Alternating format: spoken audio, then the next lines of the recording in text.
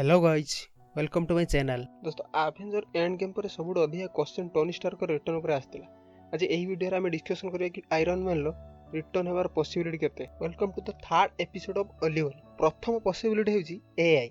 And game रे हम देखिथिले टोनी स्टार्क पेपर आ ता डॉक्टर सो होलोग्राफी मेसेज रे कथा होत। तो एहा गुटे पॉसिबिलिटी हे पारे कि होलोग्राफिक एंड एआई मिक्सचर जरिया टोनी स्टार्क रिटर्न करि पारत। तो ये पॉसिबिलिटी बहुत कम, कारण टोनी स्टार ऑलरेडी कॉन्ट्रैक्ट खत्म कर सारछंती। जदि भी टोनी स्टार रिटर्न करंती ताले एंड गेम रो इंपैक्ट कमी हो। हां, एटा सियोर जे टोनी स्टार को रोल आ एमसीयू रे देखा जीवनी। हां, बट फ्यूचर रे आयरन मैन देखा जीवार चांस बहुत अधिक। प्रश्न उठुची कि फ्यूचर रे आयरन मैन रो भूमिका किए करबो? एही टाइटल मिलिबो जे कोनोसी न्यू कमर को मिलिबो। सबुठ प्रथमे जो नाम आछि ता नाम अछि मॉर्गन, जे कि टोनी स्टार्क रो जियो। एंड गेम रे मॉर्गन और टोनी स्टार्क रेस्क्यू आर्म सो खेलुथिबार हम देखिथिले। एथिरु हिंट मिलुची जे मॉर्गन ही नेक्स्ट आयरन मैन हे। अच्छा, सेकंड पॉसिबिलिटी होची जदि आपण आयरन मैन 3 देखिथिबे ताले से बालक मन रखती जे टोनी स्टार्क को बहुत हेल्प करथिला। से बालक थिला हार्ली किनर। मूवी रु जणा पड़तला फ्यूचर रे यार मेजर रोल अछि।